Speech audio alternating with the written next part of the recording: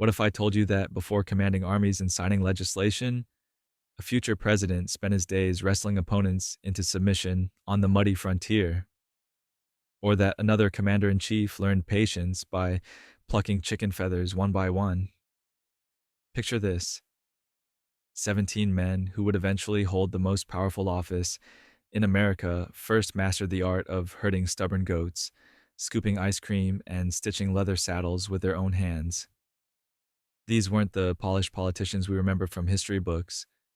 These were young men getting their hands dirty, learning hard lessons about work, failure, and human nature in the most unexpected places. From Abraham Lincoln's undefeated wrestling career to Barack Obama's summer behind an ice cream counter, their humble beginnings reveal the grit, determination, and sometimes spectacular failures that shaped future presidents. Before we dive into these remarkable stories, take a moment to subscribe and hit that notification bell. You won't want to miss the fascinating tales ahead. Tonight, let's discover how wrestling matches taught debate skills, how chicken plucking built precision, and how 17 future presidents learned leadership lessons that no classroom could ever provide. The wrestler president. You know, there's something almost absurd about imagining our 16th president, tall, gaunt Abraham Lincoln, as a young man pinning opponents to the muddy ground of frontier Illinois. But before he was splitting rails or splitting the nation back together, Honest Abe was splitting his opponent's chances of victory in wrestling matches across New Salem. Picture this, if you will. It's 1830-something, and Lincoln is a lanky 20-something store clerk who stands 6 feet 4 inches tall, in a time when most men barely reached 5.5 feet. In the rough and tumble world of frontier wrestling, where matches happened at county fairs, barn raisings, and anywhere men gathered to prove their mettle, Lincoln was something of a local legend. The future president possessed what you might call an unfair advantage. Those impossibly long arms that would later gesture dramatically during the Lincoln-Douglas debates were perfect for keeping opponents at bay. His reach was so extraordinary that most challengers couldn't get close enough to establish a proper grip. It was like trying to wrestle a very polite scarecrow that happened to be incredibly strong. Lincoln's wrestling style was apparently as honest as his nickname suggested. No dirty tricks, no underhanded moves, just pure technique and leverage. The man who would later navigate the treacherous political waters of the 1860s learned early that sometimes you have to grapple with your problems head on. His approach was methodical, patient, almost philosophical. He'd wait for his opponent to make the first aggressive move, then use their momentum against them. What's particularly charming about young Lincoln the wrestler is how it shaped his later political persona. That confidence you see in the debates with Stephen Douglas, that calm assurance during the most turbulent period in American history. Well, it's easier to stand firm when you've spent your youth proving you literally can't be knocked down. The wrestling matches weren't just about physical prowess. They were social events, gathering places where reputations were made and measured. Lincoln understood this. He knew that in a frontier community, being known as someone who could handle himself physically, but who fought fair and clean, was invaluable currency. It was networking, 1830s style. There's something beautifully ironic about the president who would guide the nation through its greatest internal struggle, having learned to resolve conflicts through one-on-one combat. Lincoln's wrestling matches were clean, decisive affairs, unlike the messy, prolonged conflict he'd later inherit. In wrestling, you pin your opponent, shake hands, and walk away. If only secession had been so simple. The stories from New Salem describe Lincoln as nearly unbeatable. His long limbs and surprising strength made him a formidable opponent, but it was his temperament that truly set him apart. He didn't wrestle with anger or aggression. He approached it like a puzzle to be solved. How do you use an opponent's strength against them? How do you find leverage? These were questions that would serve him well when dealing with Confederate generals and contentious cabinet members alike. By the time Lincoln left New Salem to begin his law career, his reputation as an exceptional wrestler had spread throughout the region, but he hung up his wrestling boots, so to speak, trading physical grappling for verbal sparring in courtrooms. The transition wasn't as dramatic as you might think. Both required strategy, timing, and the ability to stay calm under pressure. What's fascinating is how Lincoln's wrestling background colored his approach to leadership. He understood that sometimes you need to let your opponent tire themselves out before making your move. During his presidency, this translated into a patient, strategic approach to both the Civil War and emancipation. He knew when to apply pressure and when to wait for the right moment.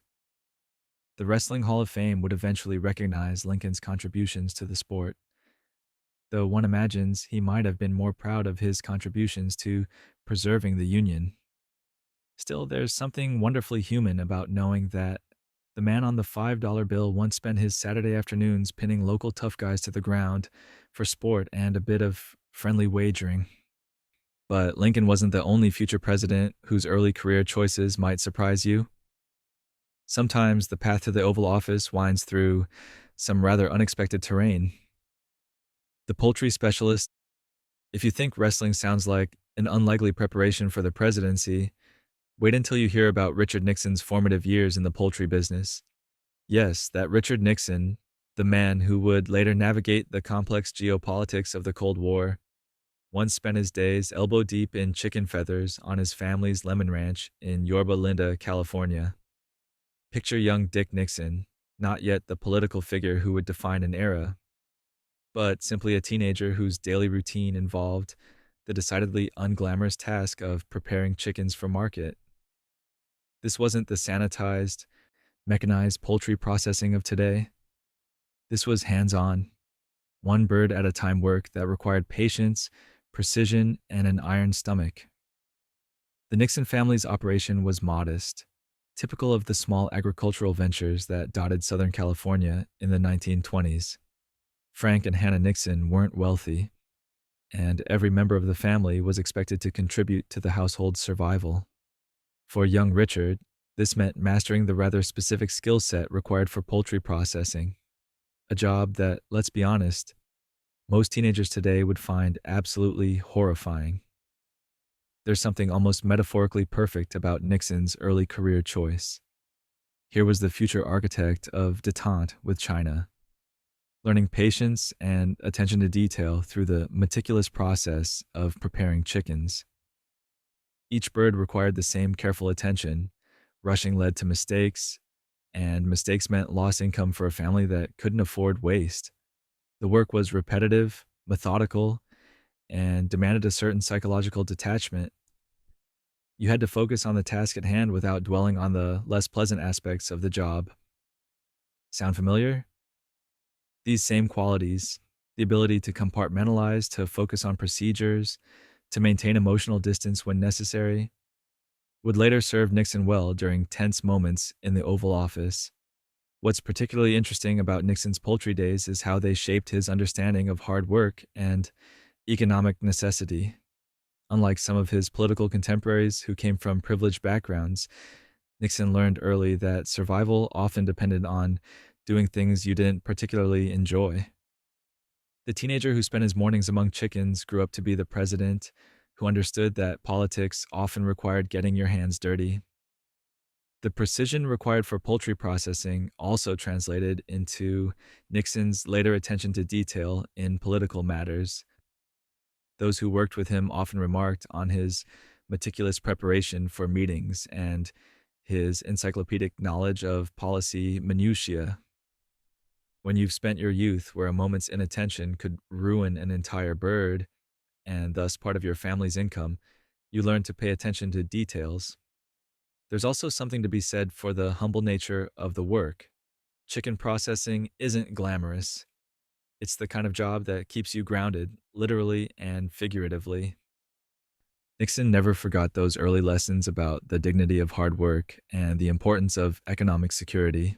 His later political career often focused on appealing to what he called the silent majority, people who understood that prosperity came through diligent, unglamorous effort. The social dynamics of the Nixon household during these years also shaped the future president's character. Hannah Nixon was a devout Quaker who emphasized discipline and self-control. Frank Nixon, meanwhile, was more volatile and struggled with the family's financial challenges. Richard, as the second oldest, often found himself mediating between these different temperaments while maintaining his own responsibilities with the chickens. Working with poultry also taught young Nixon about timing and routine. Chickens don't wait for convenience. They need to be processed when they're ready, regardless of weather, mood, or other obligations. This understanding of non-negotiable deadlines and the importance of maintaining schedules would later serve Nixon well in the fast-paced world of national politics.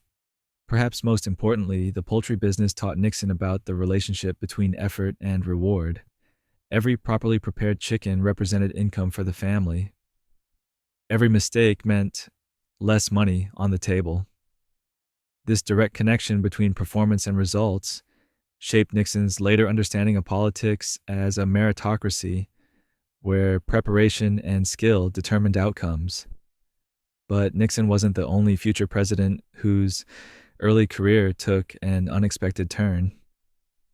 Sometimes the path to political power winds through even more surprising territory. The model president. You might find it difficult to imagine Gerald Ford, earnest, Midwestern Gerald Ford, posing for fashion magazines, but that's exactly what our 38th president was doing in the 1940s. Before he was stumbling down airplane steps or pardoning Richard Nixon, Jerry Ford was working as a professional model, earning the rather handsome sum of $25 an hour to look dashing in magazine spreads. This wasn't some casual side gig either. Ford had signed with the John Robert Powers modeling agency, the same agency that represented some of the era's biggest names. He appeared in Look magazine, posed for cosmetics advertisements, and even graced the pages of Cosmopolitan. Yes, that Cosmopolitan. The future president, who would lead America through the post-Watergate era, once helped sell face cream to American women. Picture this. It's 1942, and Ford is a recent graduate of the University of Michigan, where he'd been captain of the football team. He's working as a boxing coach and assistant football coach at Yale while attending law school, and modeling provides some much-needed income. At 6 feet tall with classic all-American good looks, Ford was exactly what advertisers were seeking, the kind of clean-cut, trustworthy face that could sell everything from aftershave to automobiles. The modeling work wasn't just about standing around looking handsome, though Ford certainly had that covered. Professional modeling in the 40s required patience, discipline, and the ability to take direction, qualities that would later serve him well in Congress. Those long photo shoots taught Ford how to maintain composure under scrutiny and how to project confidence even when exhausted. What's particularly amusing is imagining Ford's later political opponents trying to attack him for his modeling career. How exactly do you weaponize the fact that your rival once posed for magazine covers?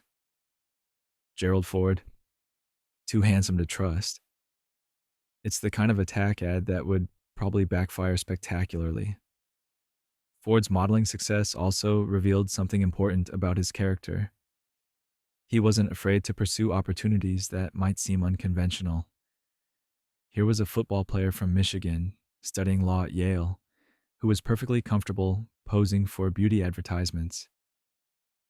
That flexibility and openness to new experiences would later help him navigate the choppy waters of 70s politics. The modeling work also connected Ford to New York's fashion and media world at a time when that industry was becoming increasingly influential in American culture. He learned about image management, about how photographs could shape public perception, and about the power of visual presentation. These lessons proved invaluable during his political career when television was becoming the dominant medium for political communication. There's something wonderfully ironic about Ford's modeling career when you consider his later reputation for physical clumsiness. The man who supposedly couldn't walk down airplane steps without incident was once considered graceful enough to pose for professional photographers. It makes you wonder whether his later stumbles were simply the result of having Secret Service agents constantly underfoot. Ford's modeling success also demonstrated his work ethic. He was juggling law school, coaching responsibilities, and modeling shoots, a schedule that would exhaust most people. But Ford made it work, maintaining high grades while fulfilling his various professional obligations.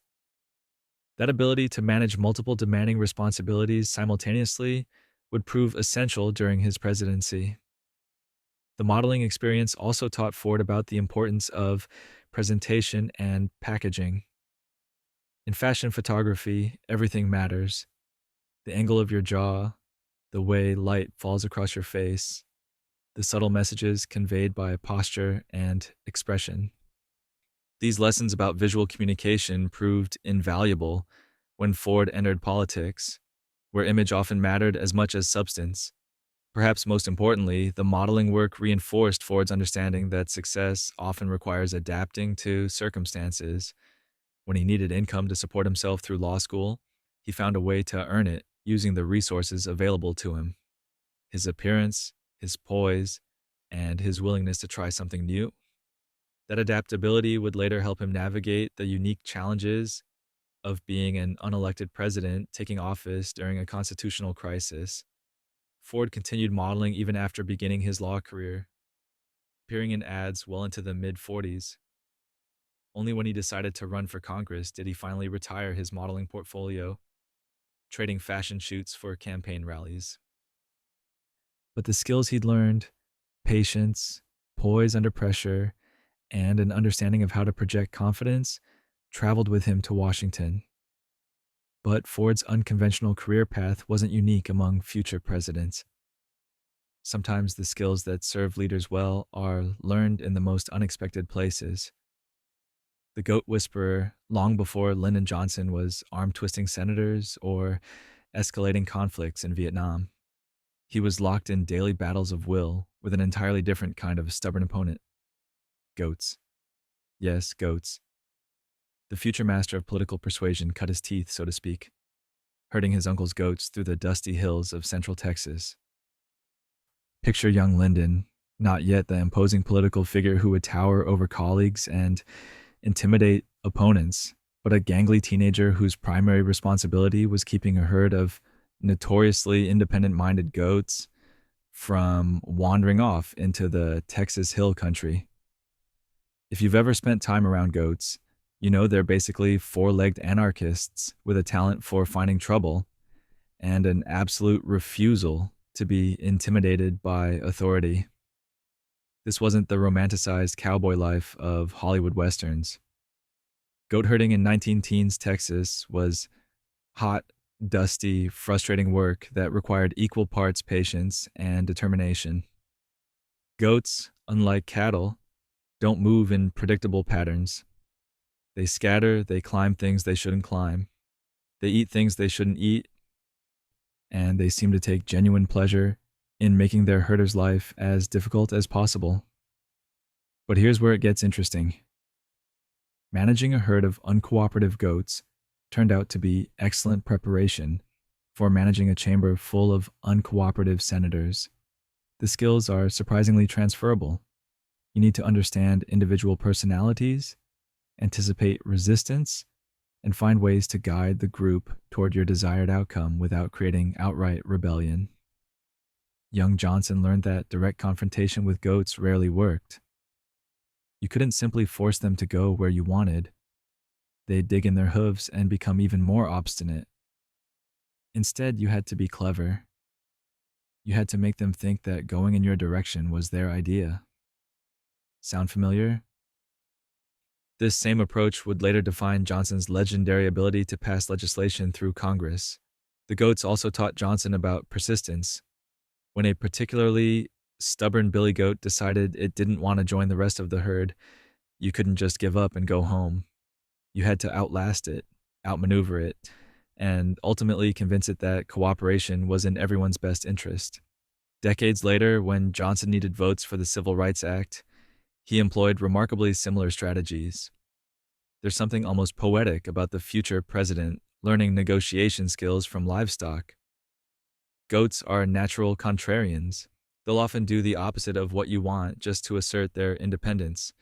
Johnson learned to work with this tendency rather than against it, finding ways to channel their stubbornness toward productive ends. When he later dealt with senators who seemed determined to oppose him purely on principle, he understood their psychology better than most because he'd been dealing with similar behavior patterns for years. The physical demands of goat herding also shaped Johnson's character. You spent long days in the Texas sun, often with minimal food and water, responsible for animals that could wander for miles if you lost focus for even a moment. This built the kind of endurance and determination that would later serve Johnson well during marathon legislative sessions and all-night strategy meetings. Johnson's uncle wasn't just teaching him animal husbandry. He was inadvertently training a future political mastermind. The teenager who learned to read the subtle signs of goat behavior grew up to be the president who could sense a senator's position before the senator himself knew what it was. The skills were remarkably similar: careful observation, patience, and the ability to predict how individuals would react under pressure. The social dynamics of the goat herd also provided lessons in leadership. Every herd has its hierarchy, its troublemakers, its followers, and its natural leaders.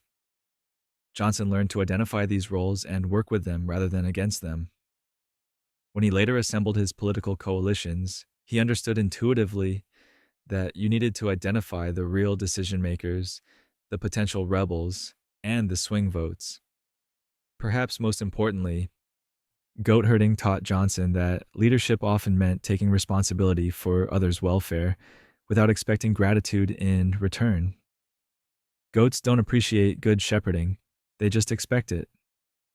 Similarly, Johnson learned that political leadership often meant making unpopular decisions for the greater good, knowing that the beneficiaries might never acknowledge your efforts. The economics of goat herding also shaped Johnson's understanding of practical consequences. Every lost goat represented real economic loss for his uncle's family. Every successful day in the pasture contributed to the household's survival.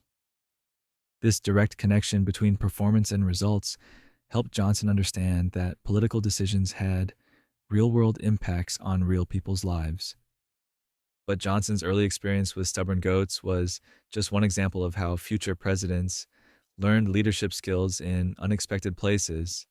Sometimes the most important lessons come from the most humble circumstances. The schoolmaster. There's something delightfully ironic about Woodrow Wilson, the man who would later lecture world leaders about democracy and self-determination, spending his early career lecturing teenage girls about proper grammar and rhetoric.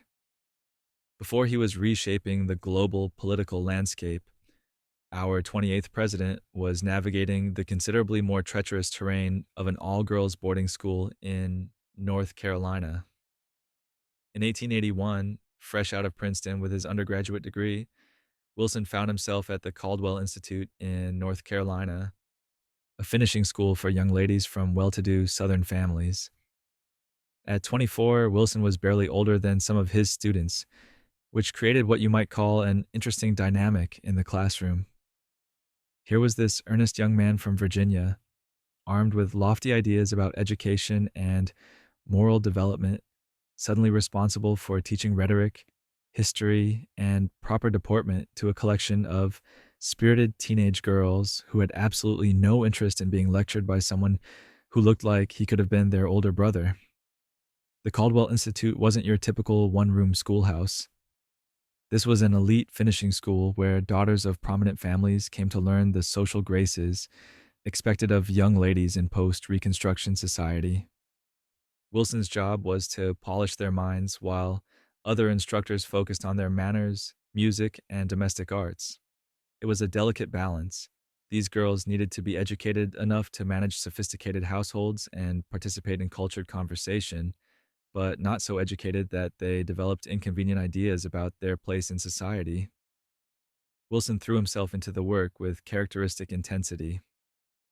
He developed elaborate lesson plans, wrote detailed critiques of his students' essays, and spent hours preparing lectures on topics ranging from ancient history to contemporary political theory. His students, meanwhile, seemed more interested in testing the boundaries of acceptable behavior with their young, somewhat naive instructor. The future president, who would establish the Federal Reserve and lead America through the World War I, learned some of his most valuable lessons about human nature in that North Carolina classroom.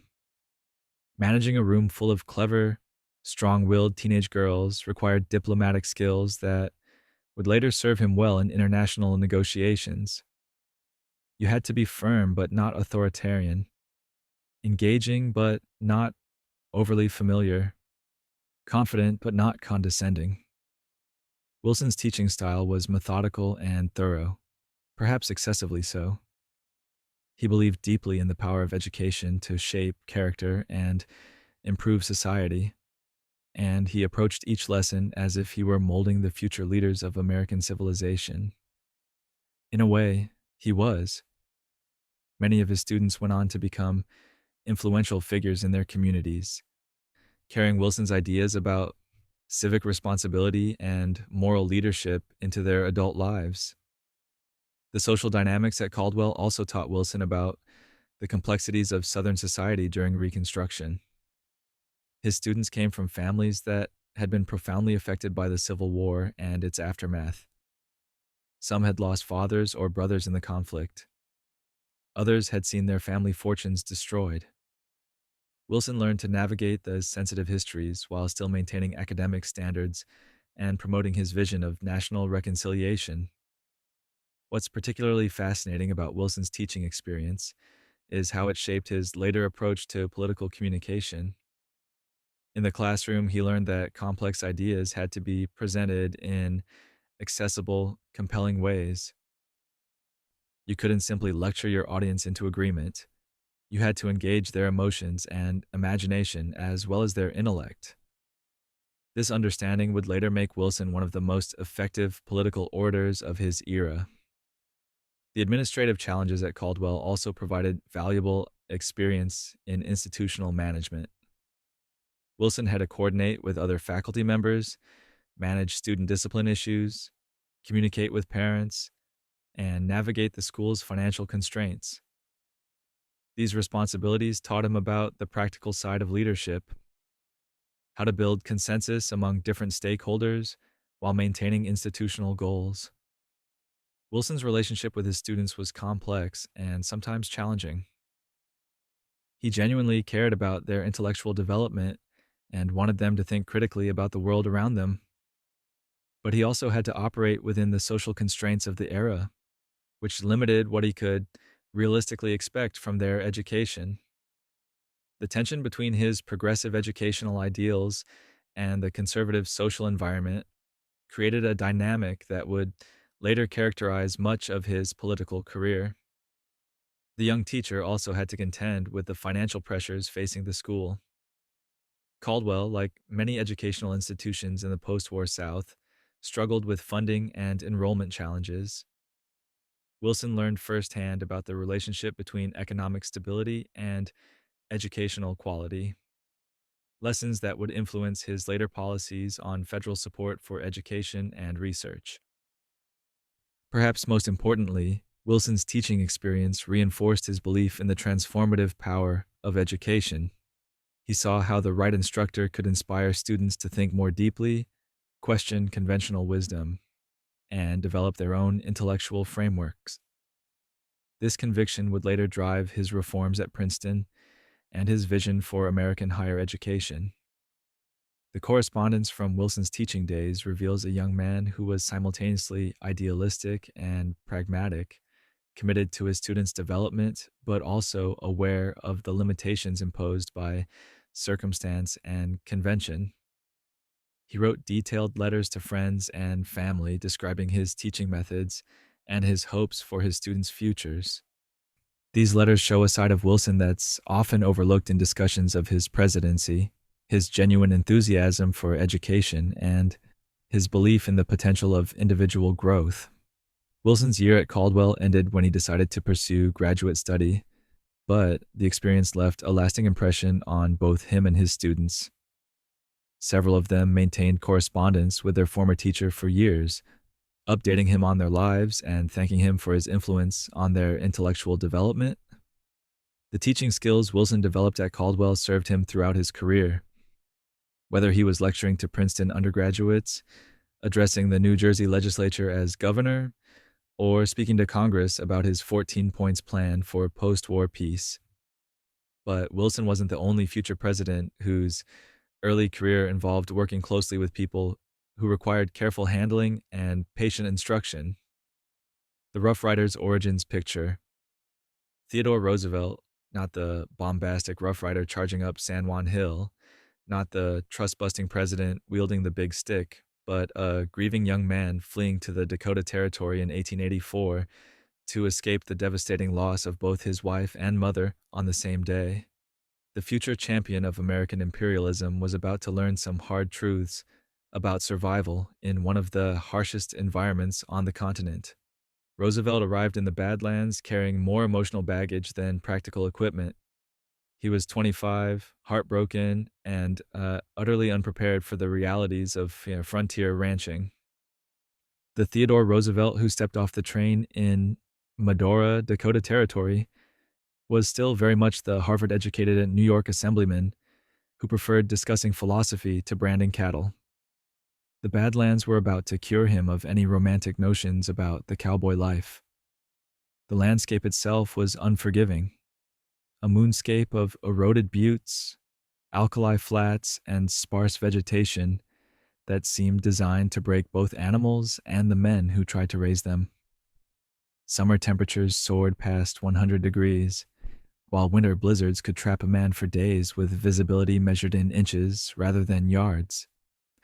Roosevelt had invested $14,000, a fortune in 1880s money, in the Maltese Cross Ranch and the Elkhorn Ranch, betting his inheritance on his ability to succeed in a business he knew virtually nothing about. The local ranchers viewed this bespectacled Easterner with barely concealed amusement. Here was a fellow who showed up wearing custom-made buckskin outfits that looked like they belonged in a Wild West show rather than an actual ranch. His initial attempts at cowboy vernacular were so forced and artificial that the genuine cowboys couldn't decide whether to laugh or feel sorry for him. Roosevelt's Harvard accent made him sound like he was reciting Shakespeare when he tried to give orders to the ranch hands. But Roosevelt possessed two qualities that served him well in the Badlands: an almost superhuman capacity for physical exertion and a stubborn refusal to quit when things got difficult. The man who would later charge up Kettle Hill spent his Dakota years learning that courage often meant simply outlasting whatever was trying to break you.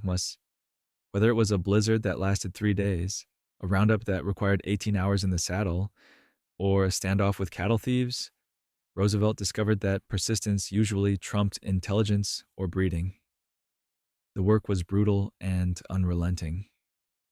Cattle ranching in the 1880s required skills that couldn't be learned from books: how to read weather patterns, how to manage herds across vast distances, how to survive when everything went wrong simultaneously. Roosevelt threw himself into learning these skills with the same intensity he'd once applied to his Harvard studies. He practiced roping until his hands bled, learned to ride horses that seemed determined to kill him, and spent nights on the range sleeping on ground so hard it felt like stone. The social dynamics of ranch life also taught Roosevelt valuable lessons about leadership and human nature. The cowboys who worked for him came from backgrounds completely different from his privileged upbringing. Many were former soldiers, drifters, or men running from complicated pasts. They respected competence and despised pretension, which meant Roosevelt had to prove himself through actions rather than credentials. The man who would later navigate the complex politics of progressive-era reform learned his first lessons about earning trust through demonstrated competence rather than inherited authority. Roosevelt's ranching experience also shaped his understanding of economics and environmental policy. He witnessed firsthand the boom and bust cycles that characterized frontier capitalism. The harsh winter of 1886 to 1887 decimated cattle herds throughout the region, including Roosevelt's. He watched his investment evaporate as thousands of cattle froze to death in blizzards that seemed to last for months. The experience taught him about the relationship between environmental factors and economic stability, lessons that would later influence his conservation policies as president. The physical demands of ranch life transformed Roosevelt from a sickly intellectual into the robust figure who would later symbolize American vigor. The asthma that had plagued his youth virtually disappeared during his Dakota years. Hours of hard physical labor in fresh air built the stamina that would carry him through grueling political campaigns and military service. The pale, bookish young man who arrived in Medora emerged as a bronzed, muscular outdoorsman who could hold his own with anyone. Roosevelt's time in Dakota also exposed him to the realities of frontier justice. He witnessed range wars, dealt with cattle thieves, and learned that sometimes the law was whatever the strongest group decided it should be. These experiences shaped his later approach to both domestic and international affairs. He understood that moral authority meant little without the power to enforce it, a philosophy that would later be summarized in his famous advice to speak softly and carry a big stick. The loneliness of ranch life also gave Roosevelt time to process his grief and develop his philosophy of what he called the strenuous life. The man who had lost everything that mattered to him learned that salvation often came through purposeful action rather than contemplation. The physical challenges of ranching provided a form of therapy that no amount of sympathy or rest could match. Roosevelt's ranching ventures ultimately failed financially, but they succeeded in creating the man who would later become one of America's most dynamic presidents. The lessons he learned about persistence, leadership, and the relationship between character and environment shaped every aspect of his later career. The Dakota Territory had taken a pampered Easterner and returned a genuinely tough Westerner who understood that real strength came from surviving genuine hardship.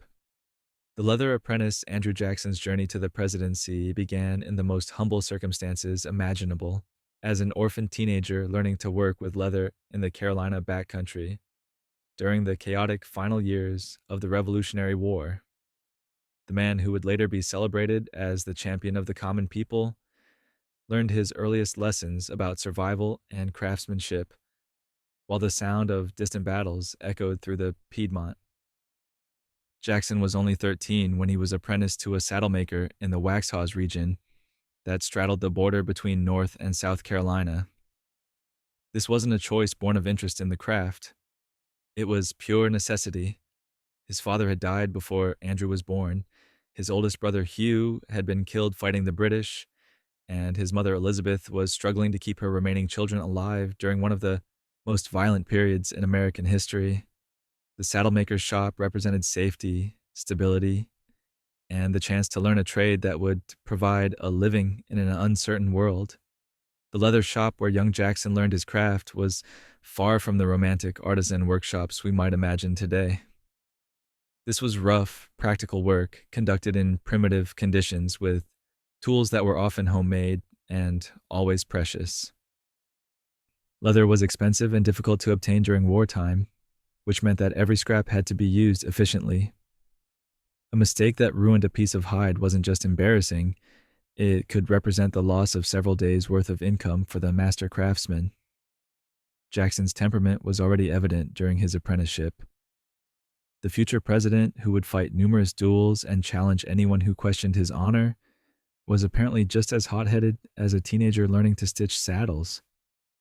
His fellow apprentices later recalled that young Andrew had a hair-trigger temper and absolutely no tolerance for what he perceived as disrespect. The physical demands of leather work, the constant stretching, cutting, and stitching, provided a productive outlet for his aggressive energy. The skills Jackson learned in the leather shop were both practical and metaphorical. Working with hide required patience, precision, and an understanding of how materials behaved under stress. You couldn't rush the process of softening leather or force stitches through material that wasn't properly prepared. These lessons in patience and preparation would later serve Jackson well in both military campaigns and political battles. The man who defeated the British at New Orleans understood that successful outcomes required careful planning and methodical execution.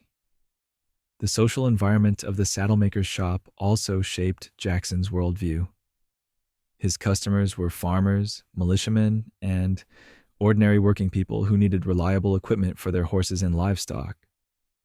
Jackson learned to communicate with people from all walks of life, to understand their practical needs, and to deliver products that would hold up under demanding conditions. This early exposure to the concerns of working people would later influence his populist political philosophy. The Revolutionary War was raging around the Carolinas during Jackson's apprenticeship, and the leather shop wasn't immune to the conflict's effects. British and American forces moved back and forth through the region, requisitioning supplies and disrupting normal commerce. Jackson witnessed the arbitrary nature of military power and the way war affected ordinary people trying to make a living. These experiences planted the seeds of his later hostility toward what he perceived as elite interference with common people's rights. The technical aspects of leatherwork also taught Jackson about quality and durability. A poorly made saddle could result in serious injury to both horse and rider, while a well-crafted piece of equipment could last for decades. Jackson learned to take pride in his workmanship and to understand that reputation was built through consistent delivery of reliable products. This attention to quality and reputation would later characterize his approach to military command and political leadership. The physical demands of the trade built Jackson's already considerable toughness. Leatherwork required strong hands, steady nerves, and the ability to maintain focus during long hours of detailed labor. The cutting, stitching, and fitting of leather goods developed the manual dexterity and hand strength that would later make Jackson one of the most accurate pistol shots of his generation. Jackson's apprenticeship was interrupted by the war when he and his brother Robert joined the local militia as messengers and scouts. This military service, brief though it was, connected directly to his leatherworking experience. Understanding how saddles and harnesses worked made Jackson more effective at maintaining cavalry equipment and caring for military horses. The practical knowledge gained in the shop translated directly to military utility. The economic lessons of the leather trade also influenced Jackson's later financial philosophy. He learned about the relationship between raw materials, skilled labor, and finished products. He understood how supply disruptions could affect prices and how craftsmanship added value to basic materials. These insights would later inform his opposition to what he saw as parasitic financial speculation that added no real value to the economy. Jackson's time in the leather shop ended when the war created new opportunities and dangers, but the experience had provided him with a foundation of practical skills and working-class values that would shape his entire career. The teenager who learned to work with his hands grew up to be the president who championed the rights of laborers and farmers against what he perceived as the corrupt bargains of political and financial elites. The patience required to properly cure leather would later serve Jackson well during the long political campaigns that eventually brought him to the White House. But patience wasn't the only virtue that future presidents learned through demanding apprenticeships. The master tailor. Andrew Johnson's path to the presidency wound through one of the most unlikely apprenticeships in American political history. 5 years learning the intricate art of tailoring in the mountains of Tennessee. The man who would later assume the presidency after Lincoln's assassination spent his teenage years hunched over a workbench, learning to transform raw cloth into the fine garments that marked social distinction in 19th century America.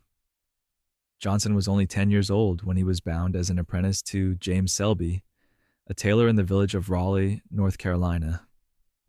This wasn't a voluntary career choice. Johnson's family was desperately poor, and apprenticeship offered the only hope of learning a trade that could provide economic security. The contract essentially transferred ownership of Johnson's labor to Selby for a period of years, during which the boy would receive training, room, board, and hopefully enough education to function as an adult in literate society.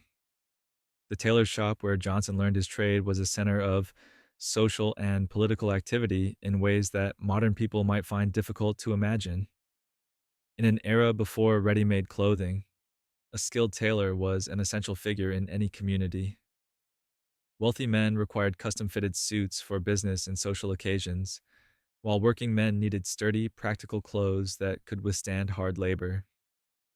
The tailor's shop was where these different social classes intersected, and young Johnson absorbed countless conversations about politics, economics, and social issues while he learned to cut and stitch.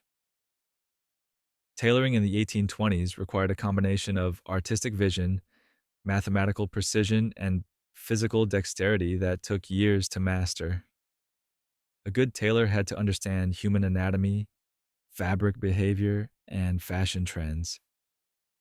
Every garment was custom fitted to an individual client, which meant taking precise measurements, cutting patterns, and adjusting each piece through multiple fittings. Johnson learned to work with expensive materials where a single mistake could ruin days of labor and cost more money than his family saw in months. The social dynamics of the tailor shop also provided Johnson with an education in human nature that would later serve him well in politics. Wealthy clients often treated apprentices as if they were invisible, speaking freely about personal and business matters while being fitted for clothes. Johnson learned to listen carefully while appearing to focus entirely on his work. These skills in observation and discretion would later make him an effective political intelligence gatherer. Johnson's apprenticeship was marked by the same fierce independence that would later characterize his political career. He chafed under the restrictions of bound labor and clashed repeatedly with his master over issues of freedom and respect. At 14, Johnson and his fellow apprentice Jacob Litton ran away from their obligations, effectively breaking their indenture contracts. This decision required considerable courage. Runaway apprentices could be legally pursued and forcibly returned to their masters. The technical skills Johnson mastered during his tailoring years taught him valuable lessons about precision and attention to detail. A successful garment required careful planning, exact measurements, and meticulous execution. Every cut had to be made with confidence because there was rarely enough fabric to correct major mistakes. These habits of careful preparation and precise execution would later characterize Johnson's approach to political and administrative challenges. Working with different types of fabric also taught Johnson about adapting techniques to match materials. Wool, cotton, silk, and linen all behaved differently under the needle and required different approaches to cutting and stitching. This flexibility and responsiveness to varying conditions would later help Johnson navigate the complex political environments he encountered throughout his career. The economic aspects of the tailoring trade provided Johnson with first-hand knowledge of small business operations. He learned about managing inventory, dealing with suppliers, setting prices, and maintaining customer relationships. A tailor's success depended on reputation for quality work, fair dealing, and reliable delivery. These lessons in business ethics and customer service would later influence Johnson's approach to public service. Johnson's experience as an apprentice also shaped his understanding of class relationships in American society. He saw how clothing marked social status and how skilled craftsmen occupied a middle position between laborers and elites. The well-dressed gentleman in a custom suit commanded respect that the same man in rough work clothes would never receive. This insight into the power of appearance and presentation would later influence Johnson's political style and his efforts to maintain dignity despite his humble origins. The physical demands of tailoring built Johnson's capacity for sustained, detailed work. Garment construction required hours of careful hand-stitching under poor lighting conditions. The concentration and patience required for this work developed mental discipline that would later help Johnson master complex political and legal documents during his career in Congress and the presidency. After completing his apprenticeship, Johnson established his own tailor shop in Greenville, Tennessee, where he met and married Eliza McArdle. His wife's literacy helped compensate for Johnson's limited formal education, and together they built a successful business that provided the economic foundation for his eventual entry into politics. Johnson's tailoring background gave him credibility with working class voters who appreciated having a candidate who understood the dignity of skilled manual labor. His ability to relate to craftsmen, small business owners, and laborers would prove crucial throughout his political career. The precision and patience learned through years of detailed needlework would soon prove valuable for other future presidents who also mastered trades requiring steady hands and careful attention to detail. The failed shopkeeper Ulysses Grant's journey to military greatness and presidential power took a peculiar detour through the mundane world of retail sales, where the future commander of Union forces learned some harsh lessons about commerce, customer service, and the unforgiving nature of small business economics. Long before he was accepting Lee's surrender at Appomattox, Grant was struggling to sell leather goods to the citizens of Galena, Illinois, in what can only be described as one of the least successful retail careers in American history. The Grant who arrived in Galena in 1854 was not the confident general who would later march through Georgia, or the determined president who would fight for Reconstruction. This was a man approaching middle age who had failed at farming, struggled through various business ventures, and was now reduced to working for his younger brothers in their leather goods store. At 32, Grant found himself in the deeply humbling position of being a clerk in a business owned by siblings who had surpassed him in worldly success. Grant and Gallagher, the leather goods emporium run by his brothers Orville and Simpson, occupied a modest storefront on Main Street in what was then a thriving river town. The business sold everything from horse harnesses to fine ladies' handbags, catering to both the practical needs of farmers and the social aspirations of Galena's growing middle class. Grant's job involved managing inventory, waiting on customers, handling the books, and maintaining the store's reputation for quality goods and fair dealing. The irony of Grant's retail career cannot be overstated. Here was a man who would later coordinate the movements of hundreds of thousands of soldiers, manage the logistics of continental warfare, and oversee the reconstruction of the American South, and he couldn't successfully sell leather goods to the people of Illinois? His brothers had hired him partly out of family loyalty and partly because they hoped his West Point education and military experience would add some gravitas to their commercial enterprise. Grant's customers quickly discovered that their new clerk possessed neither the temperament nor the skills typically associated with successful salesmanship. He was painfully honest about product limitations, reluctant to engage in the kind of friendly banter that encouraged purchases, and completely incapable of the gentle persuasion that separated browsers from buyers. When a customer expressed interest in a particular item, Grant was more likely to point out its flaws than emphasize its virtues. The daily routine at Grant and Gallagher exposed the future president to the economic realities facing ordinary Americans in the 1850s. He watched farmers struggle to afford new harnesses while their old equipment fell apart, saw young couples saving for months to purchase wedding gifts, and learned about the constant tension between quality and affordability that define middle-class purchasing decisions. These experiences would later influence Grant's understanding of economic policy and his sympathy for working-class concerns. Grant's approach to customer service reflected his fundamentally honest nature, which made him admirable as a person but disastrous as a salesman. When a wealthy customer complained about the price of imported leather goods, Grant would typically agree that they were expensive rather than justify the cost through superior craftsmanship. When someone asked for his recommendation between two similar products, he would often suggest the less expensive option even when the pricier item offered better profit margins. The bookkeeping aspects of the retail business taught Grant valuable lessons about financial management that would later serve him well during his military and political careers. He learned to track inventory, manage accounts receivable, and understand the relationship between overhead costs and profit margins. These skills proved invaluable when he later had to manage military budgets and oversee federal spending as president. Grant's struggles in the leather goods business also revealed his complete lack of commercial ambition. While his brothers dreamed of expanding their operation and building a retail empire, Grant seemed content to simply fulfill his basic responsibilities and collect his modest salary. This absence of mercantile drive would later translate into a refreshing lack of corruption during his presidency, though it also made him vulnerable to the schemes of more ambitious and less scrupulous associates.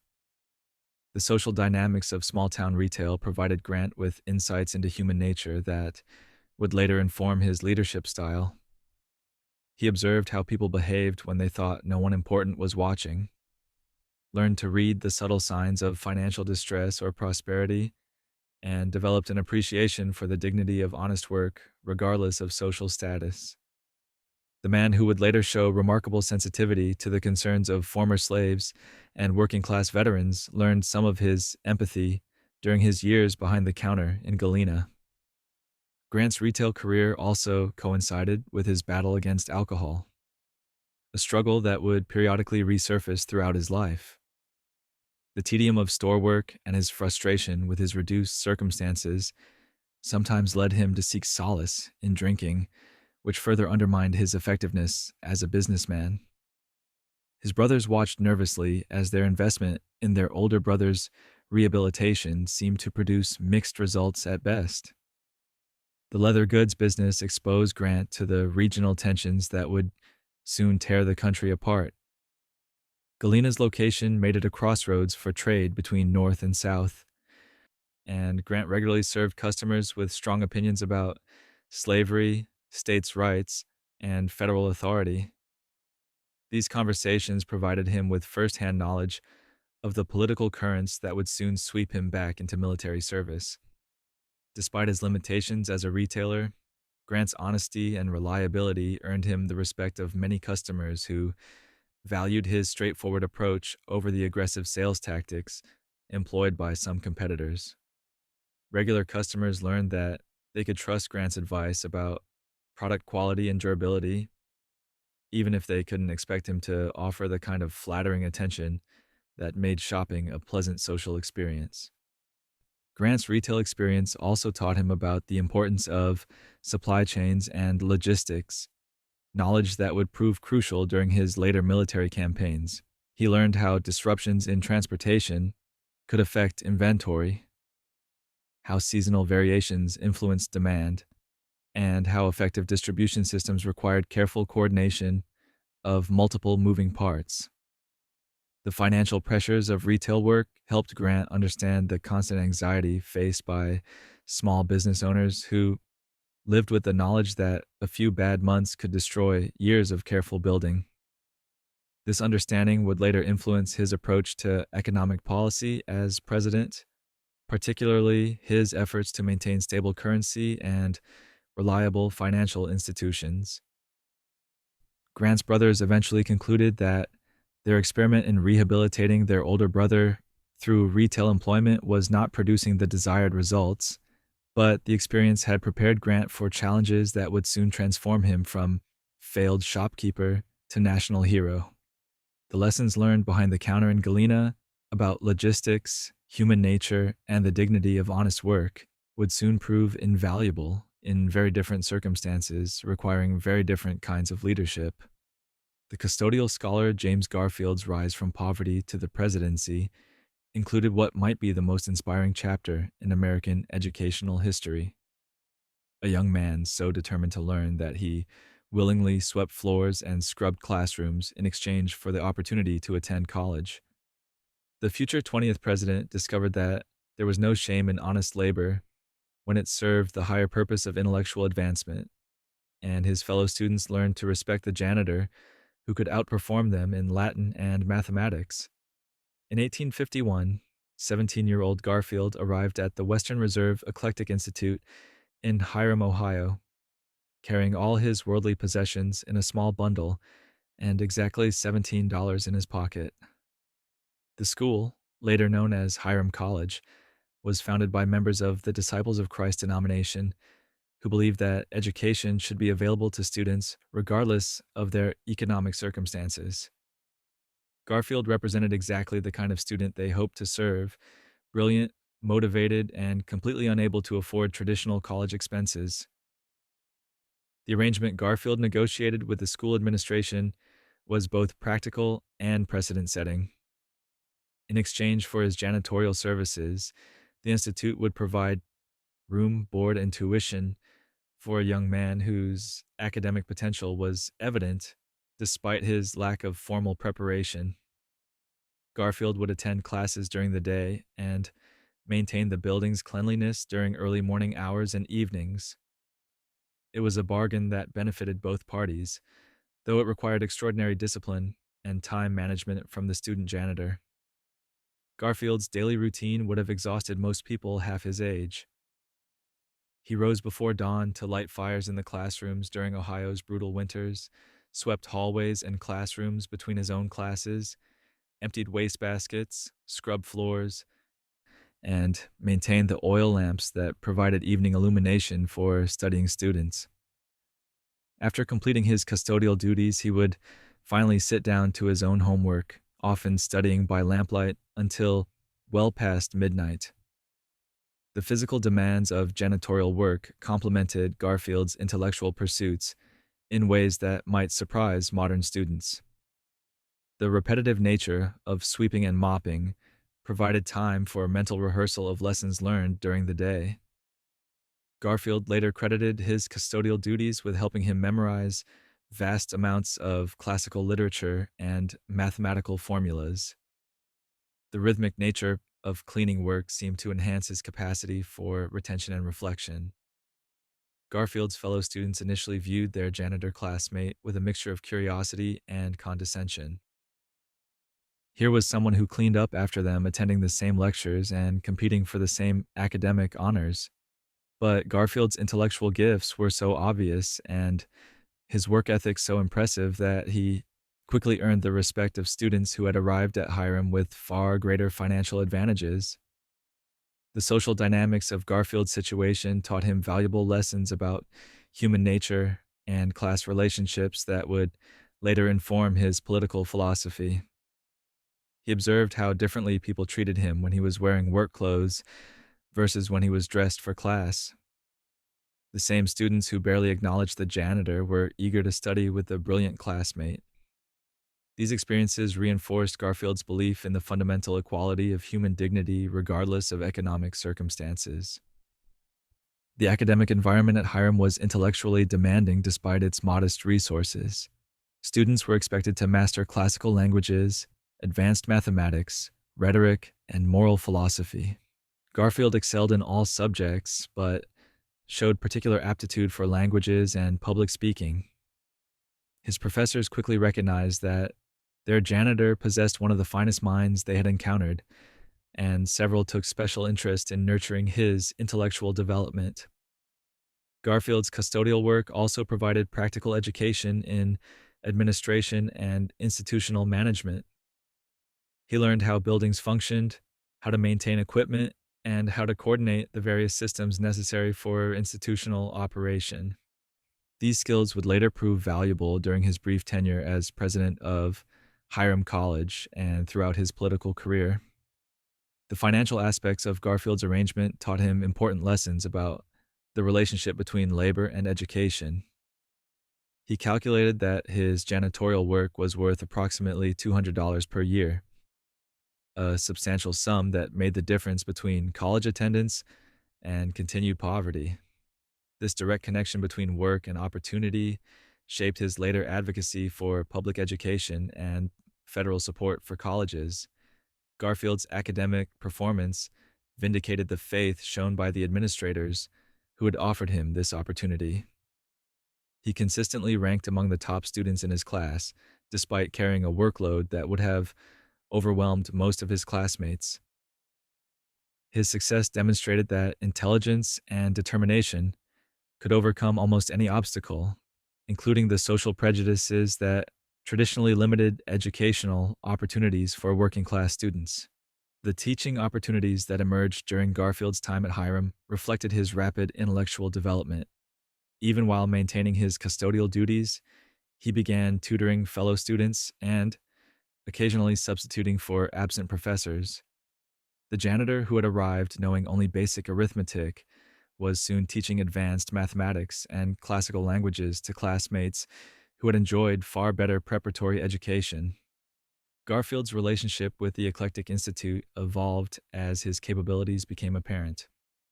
The school's administrators recognized that they had discovered an exceptional talent, and they gradually reduced his custodial responsibilities to allow more time for advanced study. By his final year, Garfield was essentially a junior faculty member who happened to live in the dormitory and help with building maintenance. The broader community's response to Garfield's success at Hiram demonstrated the democratic ideals that supposedly governed American society. Local residents took pride in the young man who had risen from poverty through education and hard work. Garfield became a living example of American opportunity, proof that the Republic's promise of advancement through merit was more than empty rhetoric. Garfield's time as a custodial scholar also prepared him for the political battles he would later face as a congressman and president. The discipline required to balance demanding physical work with intensive intellectual study developed the mental toughness that would serve him well during contentious debates over Reconstruction policy and civil service reform. The lessons Garfield learned while mopping floors and parsing Latin verbs would influence his approach to public service throughout his career. He never forgot what it felt like to be judged by his circumstances rather than his capabilities, and he consistently advocated for policies that would expand educational opportunities for other young Americans facing similar challenges. The transformation from janitor to college president demonstrated the power of education to change not just individual lives, but entire communities.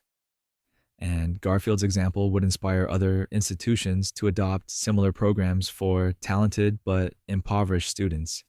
But Garfield wasn't the only future president whose early career involved transforming ordinary materials into something more valuable through skilled labor and careful attention to detail. The paint-stained politician, Grover Cleveland's path to becoming the only president to serve non-consecutive terms, began with a paintbrush in his hand and ladder beneath his feet, earning $2 a day transforming the appearance of buildings throughout Buffalo, New York.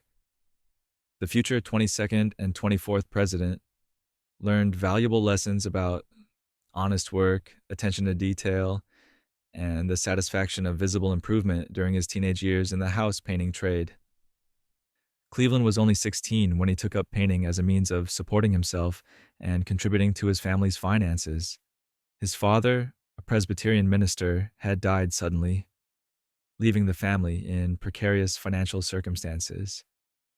Young Grover faced a choice between continuing his education and entering the workforce to help support his mother and siblings.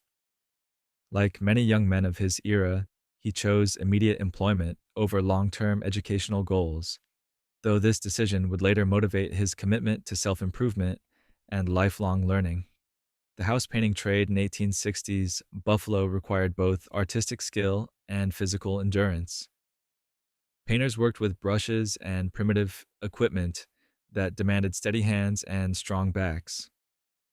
A typical day began before dawn and continued until sunset, with workers carrying heavy buckets of paint and whitewash up and down ladders while maintaining the precise technique necessary for smooth, even coverage. Cleveland learned to work efficiently without sacrificing quality, understanding that his reputation depended on delivering results that would satisfy demanding customers.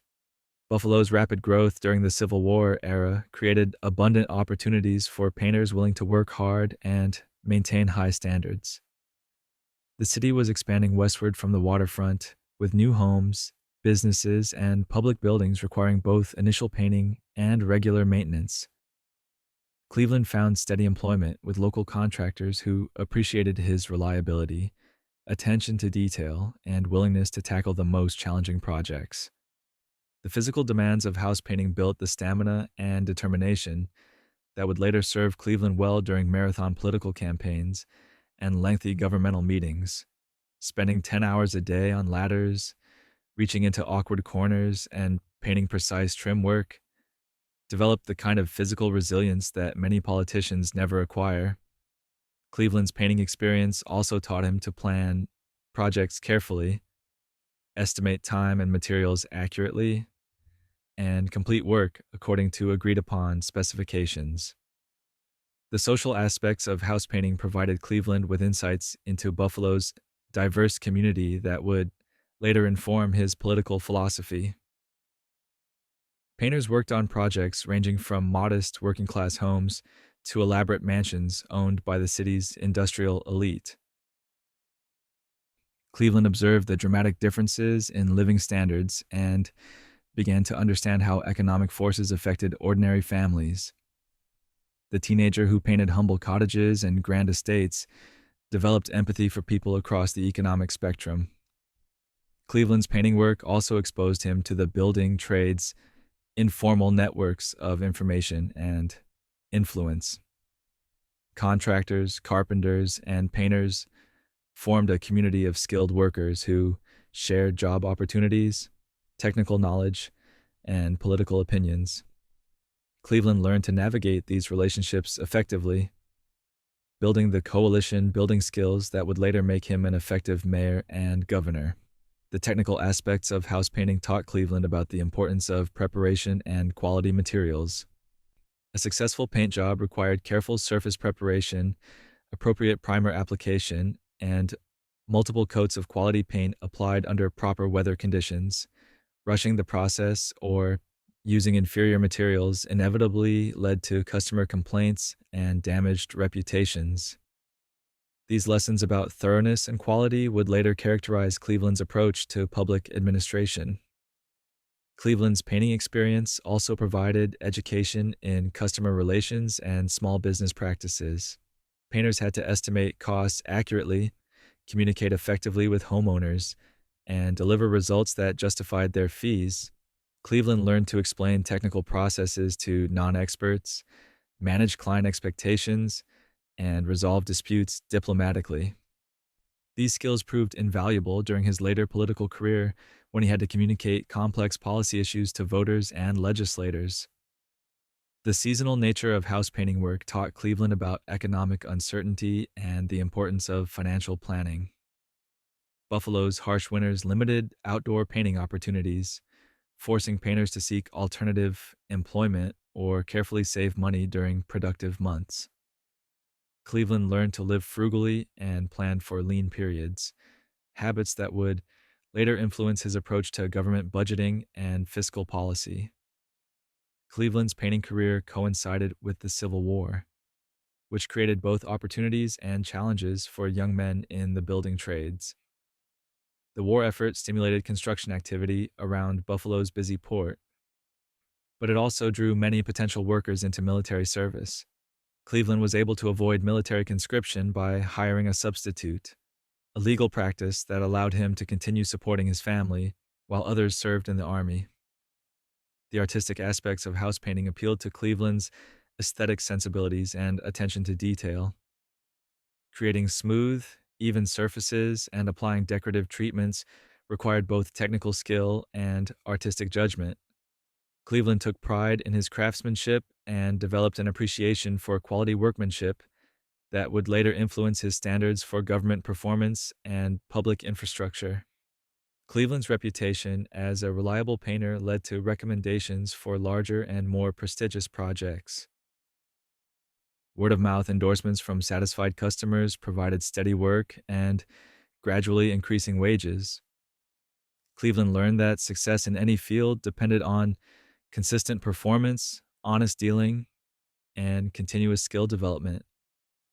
The transition from painter to law student reflected Cleveland's growing ambition and his recognition that intellectual work offered greater long-term opportunities than manual labor. However, his painting experience provided a foundation of practical skills and working-class credibility that would distinguish him from many of his political contemporaries who had never performed manual labor. Cleveland's painting background became an asset during his political campaigns, when opponents tried to portray him as out of touch with working people. His genuine experience with physical labor and His understanding of working class concerns resonated with voters who appreciated having a candidate who had earned calluses on his hands. The discipline and work ethic Cleveland developed during his painting years remained with him throughout his political career, contributing to his reputation as one of the most hardworking presidents in American history. The methodical approach that produced smooth paint surfaces would soon prove valuable for other future presidents, who also learned precision and patience through trades, requiring steady hands and careful attention to materials. The ink-stained executive Warren Harding's journey to the presidency began in the most American of places, a small-town newspaper office where the future 29th president learned about deadlines, public opinion, and the power of the printed word while his hands stayed perpetually stained with printer's ink. Long before he was crafting speeches in the White House, Harding was crafting type in the composing room of the Marion Star, discovering that success in journalism required equal parts technical skill and political instinct. The Marion Star that Harding purchased in 1884 was hardly an impressive media empire. The struggling weekly newspaper served a community of 4,000 people in central Ohio, competing with larger dailies for advertising revenue and subscribers in an era when most small towns supported multiple publications. Harding, just 19 years old and armed with more enthusiasm than experience, saw an opportunity to build something significant from modest beginnings. Harding's initial role involved every aspect of newspaper production, from writing headlines to operating the printing press.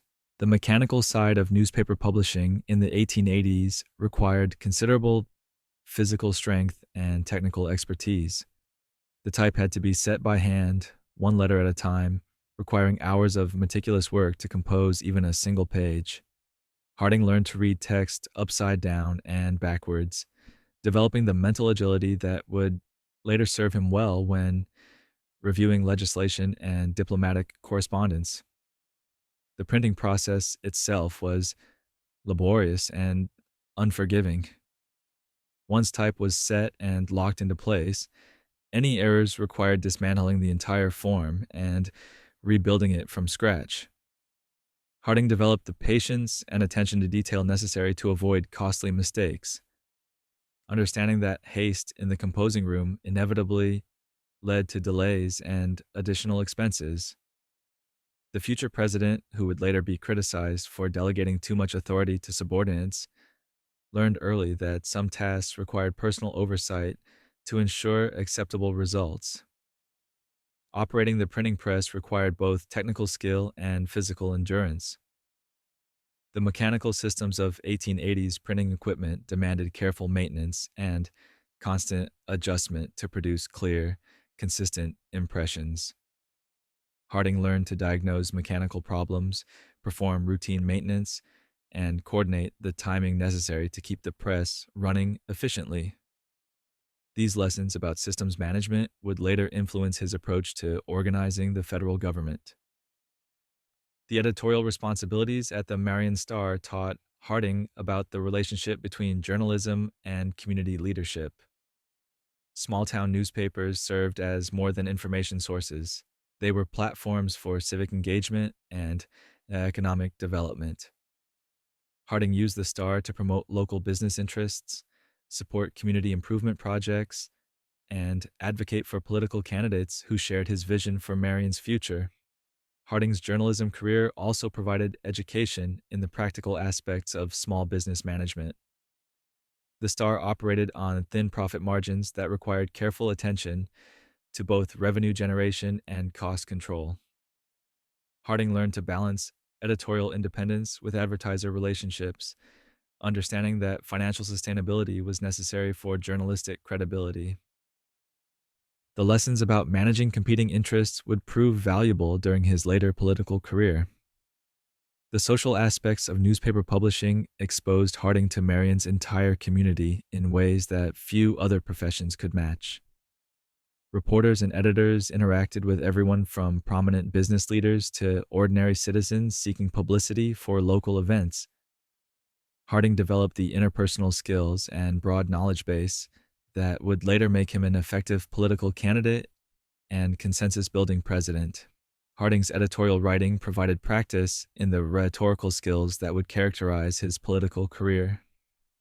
Small-town journalism required the ability to explain complex issues in accessible language, advocate for specific positions without alienating potential opponents, and maintain reader interest despite limited resources for reporting an investigation. Harding's writing style, often criticized by intellectuals for its verbose formality, reflected the grandiloquent traditions of 19th century journalism. The political coverage responsibilities at the Star introduced Harding to the mechanics of party organization and electoral politics. Marion County was competitive political territory where both Republicans and Democrats could win elections, requiring careful attention to local issues and candidate quality. Harding learned to analyze voting patterns, understand factional disputes, and identify the compromises necessary for electoral success. The business development aspects of running the Star taught Harding about economic growth and community development. Successful newspapers depended on thriving local economies that could support advertising and subscription revenue. Harding became an advocate for transportation improvements, industrial development, and tourism promotion that would benefit both Marion and his newspaper. Harding's printing experience also provided technical knowledge about mass communication that would later influence his approach to presidential publicity. He understood the mechanical constraints that affected newspaper production and the economic forces that shaped editorial decisions. This insider knowledge helped him work effectively with journalists throughout his political career. The labor relations aspects of newspaper management exposed Harding to the growing tensions between workers and employers that characterized late 19th century America. Printers and pressmen were among the most highly organized workers in the country, and Harding learned to negotiate with union representatives while maintaining operational flexibility. These experiences shaped his later approach to industrial relations as president. Harding's success at transforming the Marion Star from a struggling weekly into a profitable daily newspaper demonstrated his abilities as a businessman and community leader. The circulation growth and advertising revenue increases reflected both his technical competence and his understanding of local market conditions. The transition from newspaper owner to political candidate represented a natural evolution for someone who had spent decades observing and commenting on public affairs. Harding's journalism background provided credibility with both media representatives and ordinary voters who appreciated having a candidate who understood their concerns about economic development and community improvement. The printing skills and deadline management experience that Harding developed during his newspaper career would soon prove valuable as he moved into political offices where complex legislation required careful review and timely decision-making. But printing wasn't the only trade that taught future presidents about precision, patience, and the satisfaction of transforming raw materials into finished products through skilled craftsmanship. The mining translator, Herbert Hoover's path to the presidency, took him through mining camps scattered across the most remote corners of the globe, where the future 31st president learned to navigate cultural differences, manage complex engineering projects, and survive in environments that tested both physical endurance and diplomatic skills. Long before he was coordinating relief efforts for war-torn Europe or managing the American economy during the Great Depression, Hoover was translating between Chinese workers and Australian supervisors in gold mines that operated according to their own harsh rules. Hoover's mining career began immediately after his graduation from Stanford University's inaugural engineering class in 1895. The 21-year-old engineer possessed impressive academic credentials, but no practical experience in the mining industry that would define his early career. His first opportunity came through Louis Janin, a prominent mining engineer who needed someone with technical training and language skills to oversee operations in Australia's emerging gold fields. The Western Australian mining camps where Hoover began his professional career were frontier communities in the most literal sense. Towns like Kalgoorlie and Coolgardie had sprung up virtually overnight as prospectors rushed to exploit newly discovered gold deposits. These settlements lacked basic infrastructure, reliable communication with the outside world, and established legal systems. Survival depended on adaptability, technical competence, and the ability to work effectively with people from vastly different cultural backgrounds. Hoover's role as a translator reflected the international character of Australian mining operations during the 1890s. Chinese workers, many with experience in California's gold fields, provided essential labor for the dangerous and physically demanding work of underground mining. Australian supervisors needed to coordinate complex operations with workers who spoke little English, while Chinese miners needed to understand safety procedures and production requirements to avoid potentially fatal accidents. The translation work required far more than simple language conversion.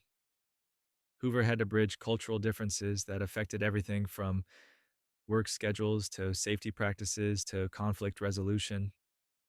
Chinese mining traditions emphasized collective responsibility and consensus decision making, while Australian management preferred individual accountability and direct supervision. Hoover learned to find compromises that satisfied both groups while maintaining productive operations.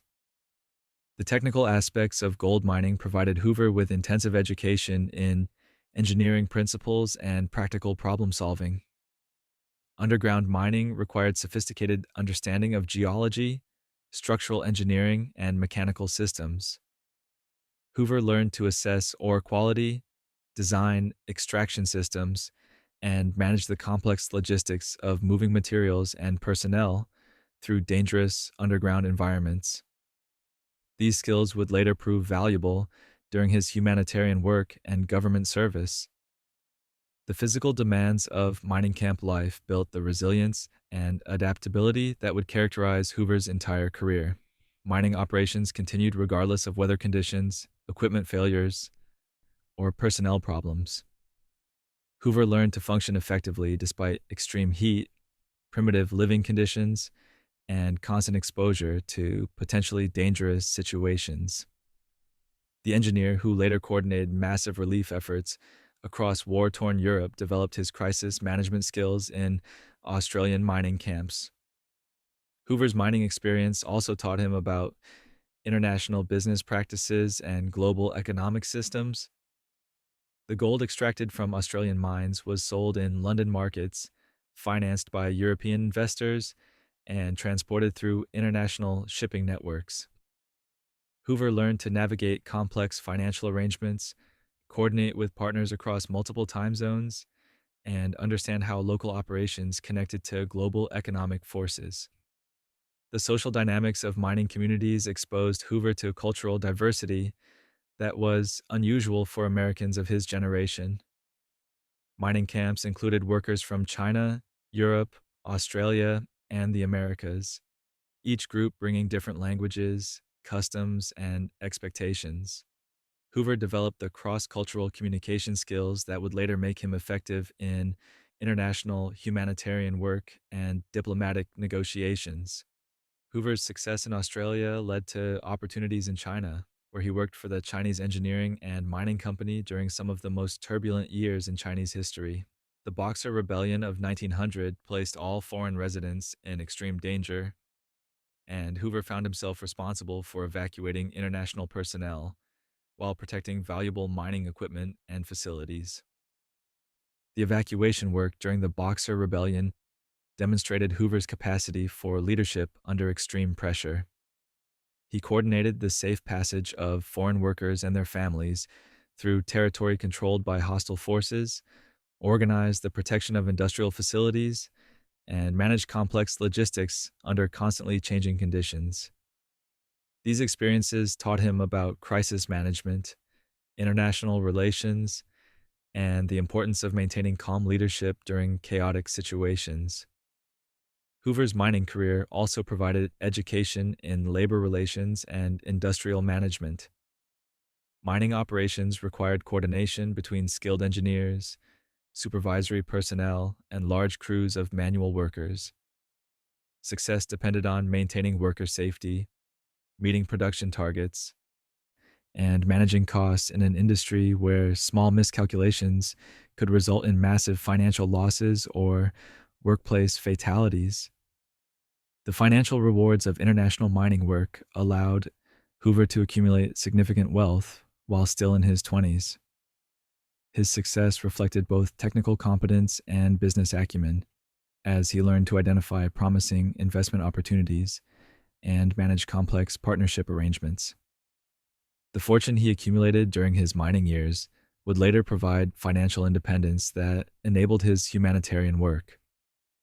Hoover's mining experience influenced his approach to engineering problems throughout his career.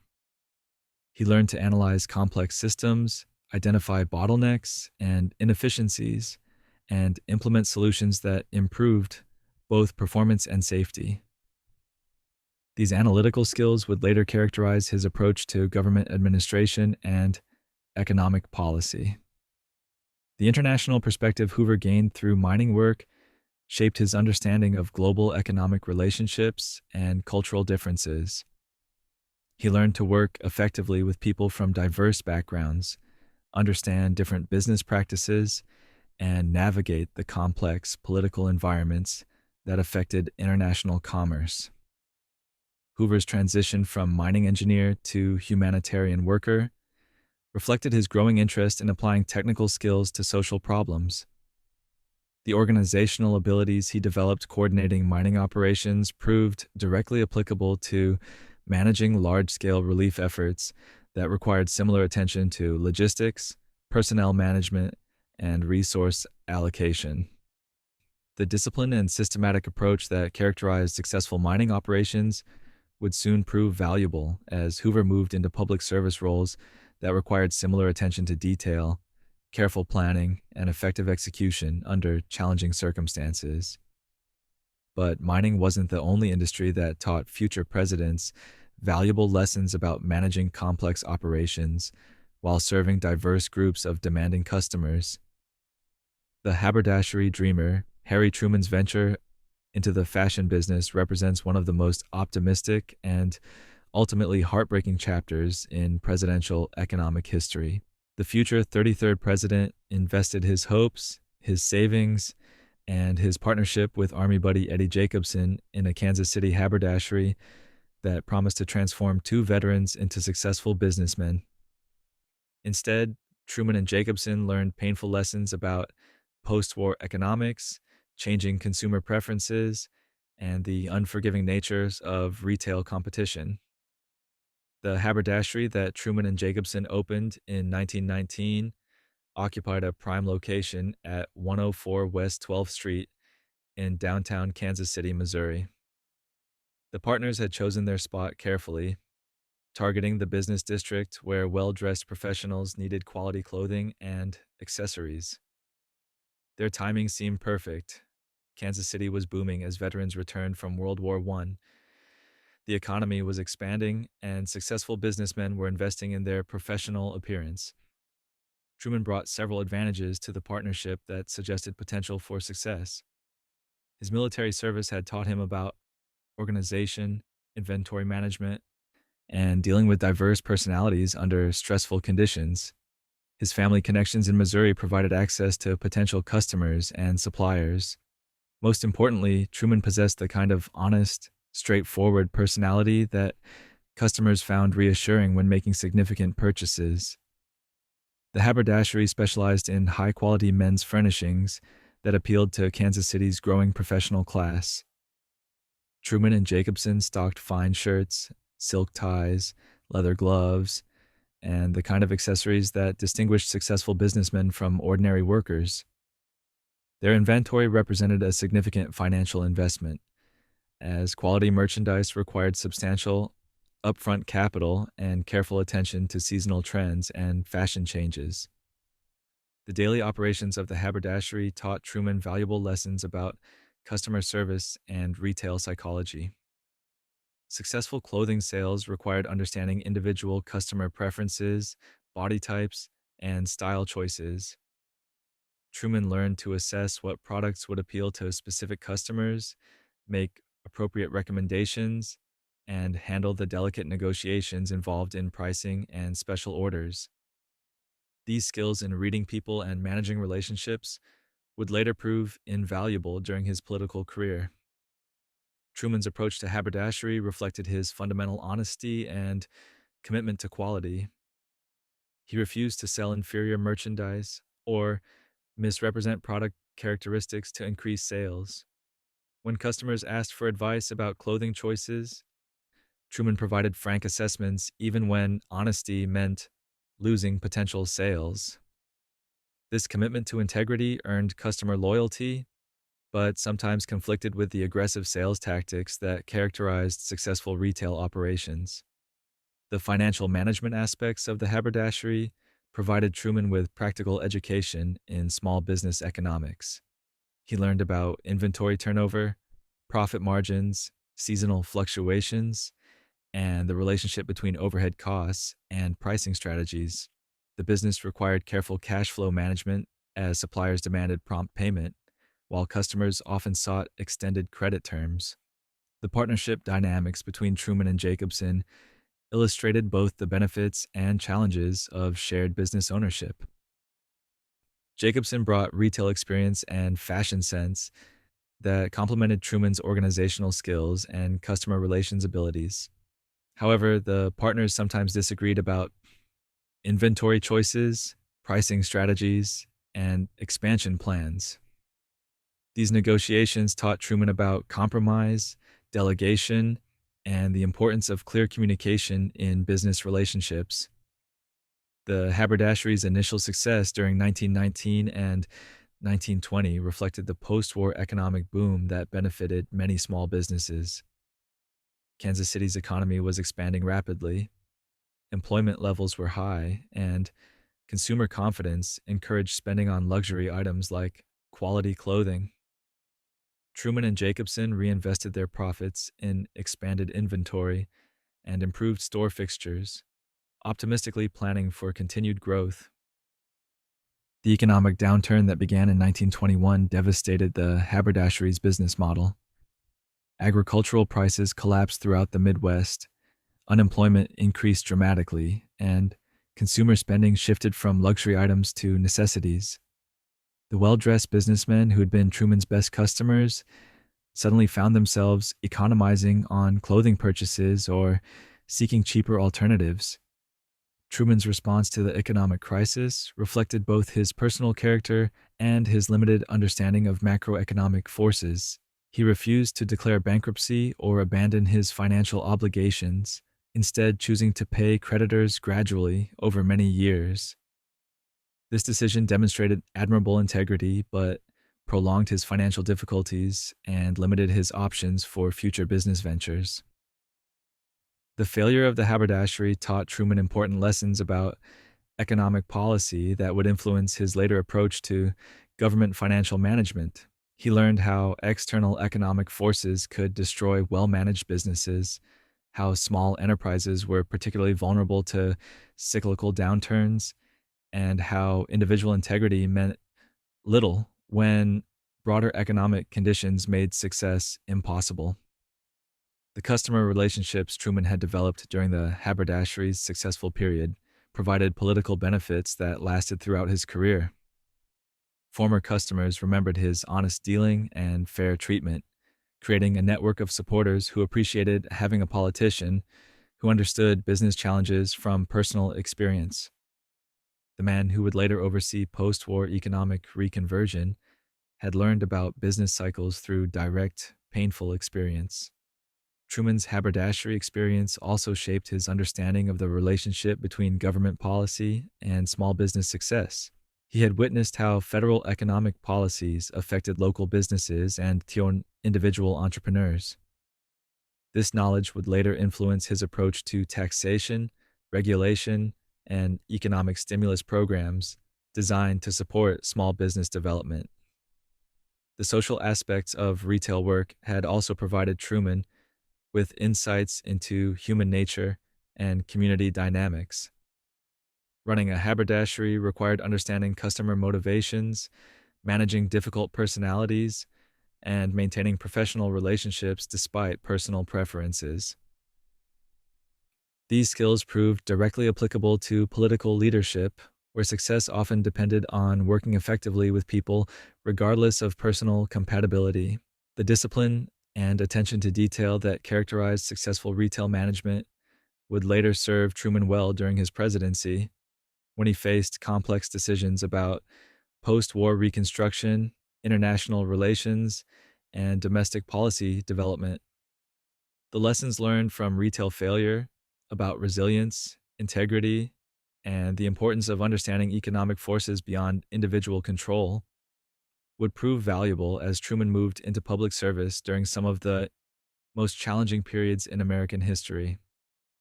But haberdashery wasn't the only retail experience that taught future presidents about customer service, quality control, and the challenges of managing public expectations. The creamery clerk, Dwight Eisenhower's introduction to working life, came through the decidedly unglamorous but surprisingly educational world of dairy operations, where the future 34th president learned about quality control, customer service, and the importance of maintaining high standards under pressure. Long before he was coordinating D-Day landings or managing the complexities of Cold War diplomacy, Ike was ensuring that the citizens of Abilene, Kansas received fresh, high-quality dairy products delivered with military precision. The Bell Springs Creamery, where young Eisenhower worked during his teenage years, was a significant operation in early 20th century Abilene. The creamery processed milk from dozens of local farms, manufactured butter and cheese, and operated a retail operation that served both individual customers and local businesses. For a teenager seeking summer employment, the creamery offered steady work, reasonable wages, and valuable experience in an industry that touched virtually every family in the community. Eisenhower's initial responsibilities involved the night shift operations that kept the creamery running around the clock. The dairy business operated according to natural rhythms that couldn't be adjusted for convenience. Cows needed to be milked on schedule, fresh milk required immediate processing to prevent spoilage, and customers expected daily deliveries regardless of weather conditions or equipment problems. Young Ike learned early that reliability and consistency were more important than brilliance or innovation. The technical aspects of dairy processing taught Eisenhower valuable lessons about systems management and quality control. Milk processing required precise temperature control, careful timing, and absolute attention to cleanliness and sanitation. A single mistake in the processing chain could contaminate entire batches of product, resulting in significant financial losses and potentially serious health consequences for customers. The teenager who would later coordinate massive military operations learned his first lessons about the importance of systematic procedures and careful oversight. Eisenhower's work schedule required extraordinary discipline and time management. The creamery operated during hours when most of Abilene was asleep, which meant that Ike had to balance his work responsibilities with school attendance and family obligations. The night shift work developed his capacity for sustained effort and his ability to maintain focus despite fatigue, qualities that would prove essential during his later military and political careers. The customer service aspects of creamery work exposed Eisenhower to the entire social spectrum of Abilene's population. Dairy products were necessities rather than luxuries, which meant that the creamery served everyone from wealthy business owners to working-class families struggling to make ends meet. Ike learned to treat all customers with equal respect, while understanding that different groups had different needs and expectations. The delivery routes that Eisenhower sometimes covered provided intimate knowledge of Abilene's neighborhoods and social dynamics. Dairy delivery required entering residential areas early in the morning, observing family routines, and maintaining customer relationships that often lasted for decades.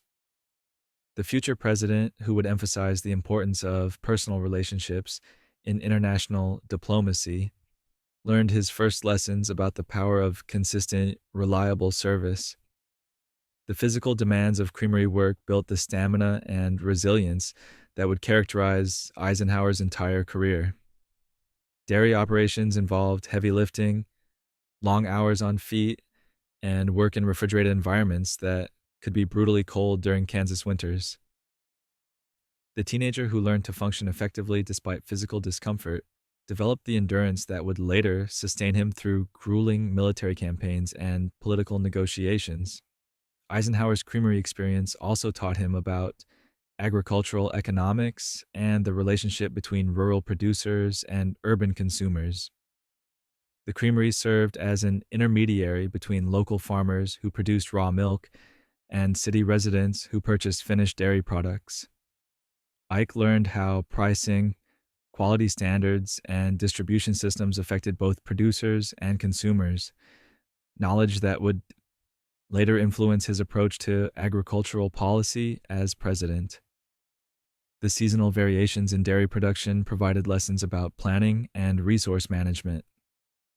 Milk production varied significantly throughout the year, requiring careful coordination of processing capacity, storage facilities, and marketing strategies.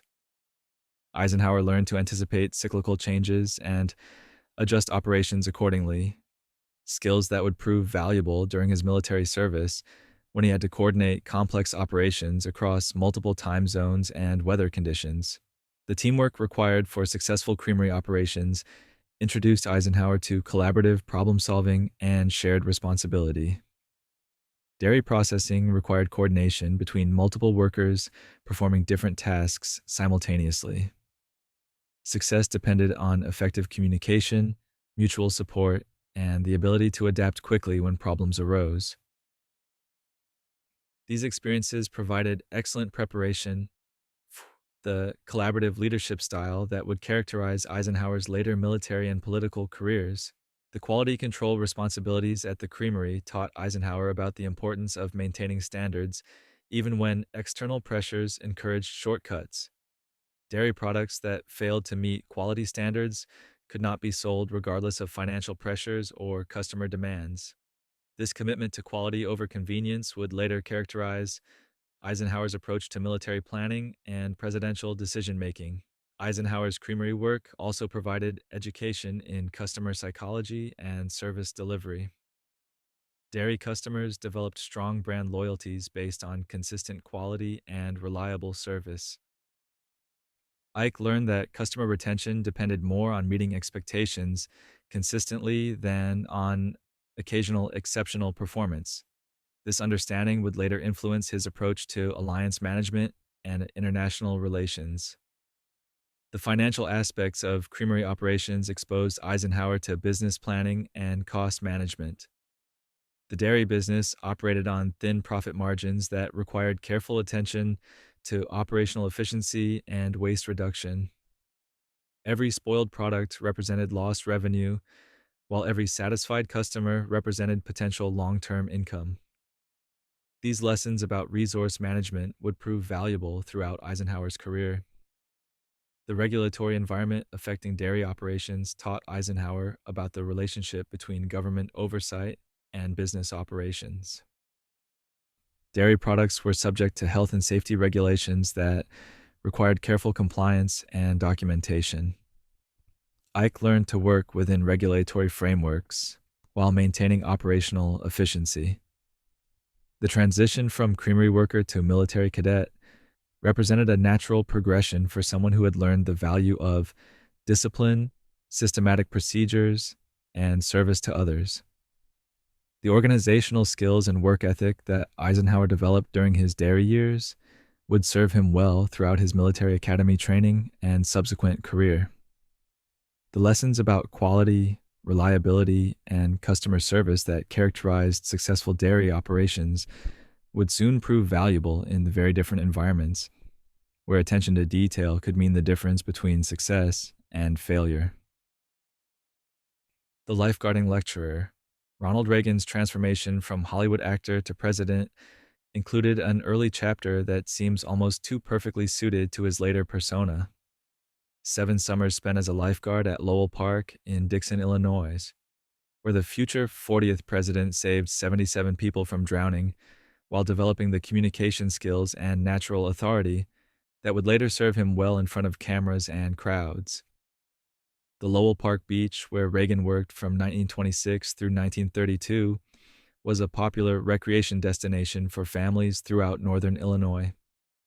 The Rock River provided relief from summer heat and opportunities for swimming, boating, and picnicking, but it also presented genuine dangers for inexperienced swimmers. The river's currents, underwater obstacles, and variable depths required constant vigilance from lifeguards responsible for protecting hundreds of daily visitors. Reagan's appointment as head lifeguard reflected both his swimming abilities and his natural leadership qualities. At 15, he was already tall, athletic, and confident in the water. But more importantly, he possessed the kind of authoritative presence that made people listen when he gave instructions. The teenager who would later command television audiences learned his first lessons about projecting confidence and credibility to groups of strangers. The lifeguarding responsibilities at Lowell Park required skills that extended far beyond swimming ability. Reagan had to assess water conditions, monitor weather changes, manage crowd behavior, and maintain equipment while staying alert for potential emergencies. The job demanded physical fitness, mental alertness, and the ability to make quick decisions under pressure. Each rescue required split-second judgments about risk, technique, and timing that could mean the difference between life and death. Reagan's rescue techniques reflected both his athletic ability and his understanding of human psychology. Drowning victims often panic and struggle, making rescue attempts dangerous for both swimmer and lifeguard. Reagan learned to approach distressed swimmers calmly but assertively, using verbal commands and physical techniques to gain control of the situation. The communication skills he developed talking frightened people through water emergencies would later prove valuable during tense moments of political crisis. The 77 rescues that Reagan performed over 7 summers represented an extraordinary achievement that reflected both the river's dangers and his exceptional vigilance. Each rescue required Reagan to abandon his lifeguard stand, swim to the victim's location, provide assistance, and return safely to shore.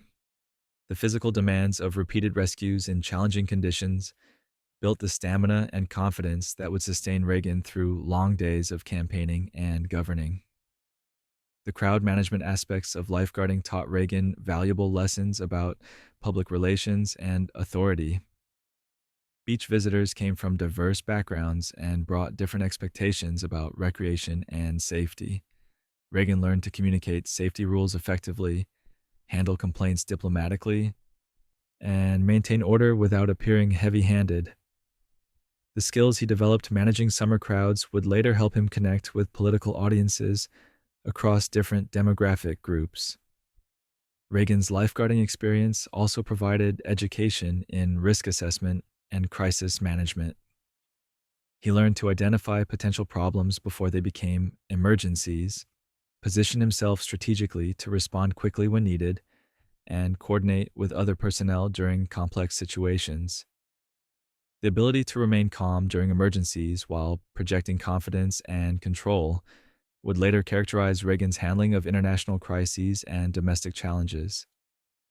The seasonal nature of lifeguarding work taught Reagan about preparation, training, and maintaining readiness during long periods of routine duty. Most lifeguarding involved watching and waiting rather than dramatic rescues, but success required constant alertness and physical preparedness. Reagan learned that effective leadership often meant maintaining high standards during boring periods when nothing seemed to be happening. The public safety responsibilities inherent in lifeguarding shaped Reagan's understanding of service and civic duty.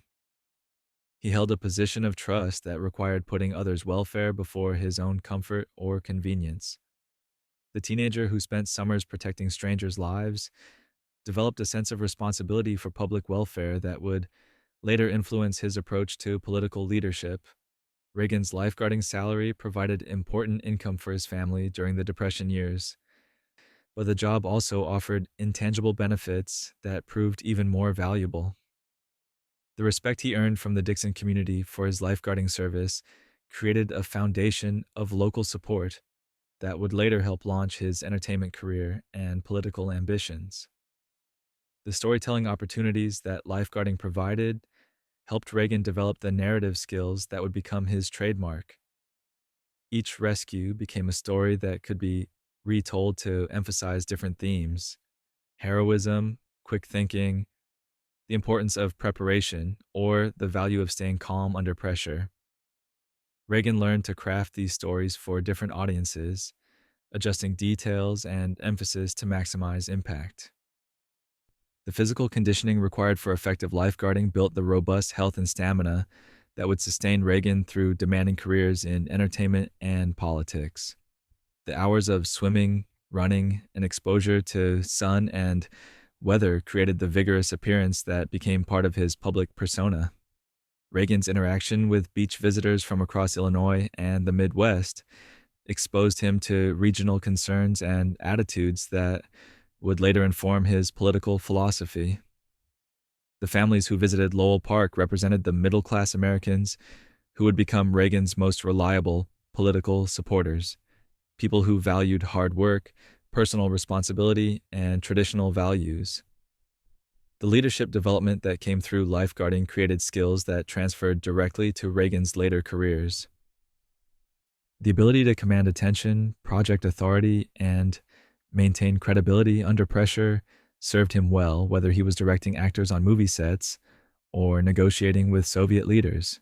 The transition from lifeguard to radio announcer represented a natural progression for someone who had learned to communicate effectively with diverse audiences while maintaining composure during stressful situations. The lessons about vigilance, communication, and service to others that Reagan learned during his summers at Lowell Park would continue to influence his approach to leadership throughout his varied and ultimately successful career in entertainment, politics, and public service. But lifeguarding wasn't the only summer job that taught future presidents about patience, customer service, and maintaining quality standards while working with the public. The ice cream philosopher Barack Obama's first encounter with the American workforce came behind the counter of a Baskin-Robbins ice cream shop in Honolulu, where the future 44th president learned about customer service, workplace dynamics, and the peculiar challenges of maintaining frozen dessert quality in tropical heat. The teenager who would later deliver speeches about hope and change first practiced his people skills while scooping Rocky Road and managing the expectations of sugar-seeking customers. The Baskin-Robbins franchise, where Obama worked during his high school years, occupied a prime location in Honolulu's retail landscape, serving both local residents and the steady stream of tourists who flocked to Hawaii for vacation getaways. The shop's 31 flavors created a complex inventory management challenge, while the tropical climate meant that ice cream consistency and customer comfort required constant attention to air conditioning, freezer temperatures, and product rotation. Obama's entry-level position involved all the responsibilities typically associated with retail ice cream service: scooping single and multiple flavor combinations, operating the cash register, cleaning equipment, and maintaining the sanitary standards essential for food service operations. The work required physical stamina, manual dexterity, and the patience to serve demanding customers while maintaining friendly professionalism even during busy periods. The customer service aspects of ice cream retail taught Obama valuable lessons about human nature and interpersonal communication. Ice cream customers ranged from excited children making their first independent purchases to stressed parents managing multiple demanding offspring to tourists struggling with unfamiliar flavors and pricing. Obama learned to read customer moods quickly, adapt his communication style to different personalities, and find ways to satisfy people even when their requests were unreasonable or impossible. The multicultural environment of Hawaiian retail exposed Obama to the kind of diversity that would later characterized his political coalitions. Honolulu's ice cream customers included native Hawaiians, Asian immigrants, military personnel, mainland transplants, and international visitors, each group bringing different expectations and communication styles. Obama developed the cultural sensitivity and adaptability that would later help him connect with diverse political constituencies. The technical aspects of ice cream service required more skill than most people realize.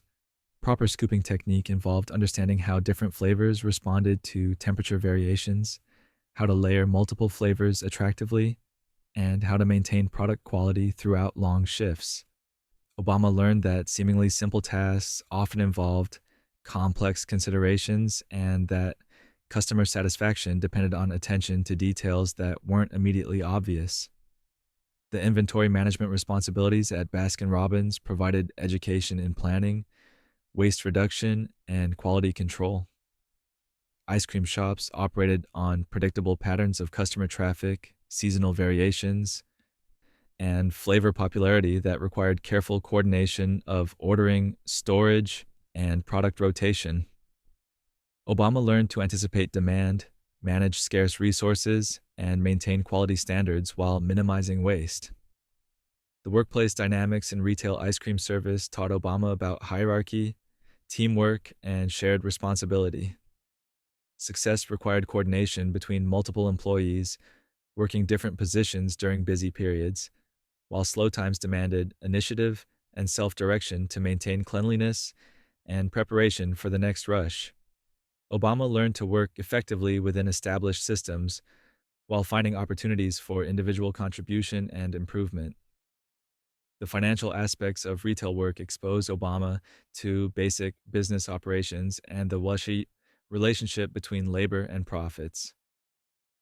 Ice cream shops operated on volume sales with relatively small profit margins per transaction, which meant that employee efficiency and customer satisfaction directly affected business success. Obama learned about the economic realities facing small businesses and the importance of productivity in determining wages and employment opportunities. The seasonal fluctuations in ice cream sales provided lessons about economic cycles and business planning. Tourist seasons, school schedules, and weather patterns all affected customer traffic in ways that required flexible staffing and inventory management. Obama learned to adapt to changing conditions and understand how external factors influenced business operations. The food safety requirements for ice cream service introduced Obama to regulatory compliance and the importance of systematic procedures. Dairy products required strict temperature control, sanitation protocols, and health department oversight that could not be compromised for convenience or speed. Obama learned that some standards were non-negotiable and that shortcuts in essential areas could have serious consequences. The repetitive nature of ice cream scooping might seem mind-numbing, but Obama later credited the experience with providing time for reflection and observation that contributed to his intellectual development. The rhythmic nature of the work allowed mental space for processing experiences, developing ideas, and observing human behavior in ways that more demanding jobs might not have permitted. The customer interaction skills that Obama developed through ice cream service translated directly to his later political career. The ability to remain patient with difficult people, find common ground despite initial disagreements, and maintain professionalism under pressure proved valuable during campaign events and political negotiations. The teenager who learned to satisfy demanding ice cream customers developed skills that would later help him manage congressional opposition and international diplomatic challenges. The multicultural communication experience that characterized Hawaiian retail work prepared Obama for the diverse political environments he would later navigate. The skills he developed communicating across language barriers, cultural differences, and generational gaps proved directly applicable to building the broad coalitions that characterized his political success. The work ethic and reliability that ice cream service demanded established patterns of professional behavior that would characterize Obama's entire career. The importance of showing up on time, fulfilling responsibilities regardless of personal preferences, and maintaining quality standards even during difficult periods became fundamental aspects of his approach to public service. The transition from ice cream scooper to community organizer represented a natural progression for someone who had learned to serve diverse constituencies while maintaining high standards and finding satisfaction in meeting people's needs, even when those needs seemed simple or routine. The lessons about patience, service, and attention to detail that Obama learned during his summers behind the ice cream counter would continue to influence his approach to leadership and public service throughout his remarkable journey to the presidency. So, there you have it. 17 future presidents who learned their most valuable lessons not in ivy-covered halls or political backrooms, but with their sleeves rolled up and their hands dirty.